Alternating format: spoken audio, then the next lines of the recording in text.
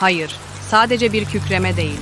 Keskin, ilkel bir haykırış, öfkenin bile ötesinde çok daha korkunç bir şeyle dolu. Mürettebat savaşın ortasında donup kaldı. Hatta korsanlar bile tereddüt etti. Bıçakları havada sallanırken aniden çöken boğucu bir varlığın ağırlığını hissettiler. Bu ses, bu gemiye ait değildi. Bu dünyaya bile ait değildi. Ve sonra karanlığın içinden Harun çıktı. Gemi güvertesinin girişinde duruyordu, solgun fener ışığının önünde bir silüet gibi. Bedeni dimdikti, nefesi yavaş ve derindi. Sağ elinde bir korsanın kesik başını tutuyordu, saçlarından kavrayarak, tüyler ürperten bir zafer nişanesi gibi.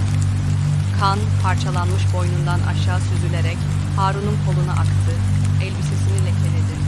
Faysal, Kasım ve Zeynep savaşta pek çok dehşet görmüştü. Ama bu bambaşka bir şeydi. Harun sadece orada durmuyordu, gülümsüyordu. Ne zafer sarhoşu bir askerin kendinden emin gülümsemesi vardı yüzünde, ne de savaşın kaosunda kaybolmuş bir dövüşçünün delice sırıtışı. Bu yanlıştı. Gözleri doğaüstü bir ışıkla parlıyordu. Nefesi, avını yeni bulmuş bir yırtıcı gibi sakin ve kontrollüydü. Kimse konuşmadı, kimse kıpırdamadı. Ve sonra Harun kıkırdadı. Kısık, boğuk bir sesti.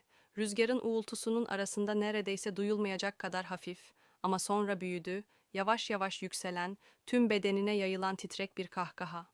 Omuzları hafifçe sarsılmaya başladı, kahkahası kontrolsüzce içinden taşarken. Zeynep bir adım geri çekildi. Faysal'ın kılıcını tutan parmakları daha da sıkılaştı.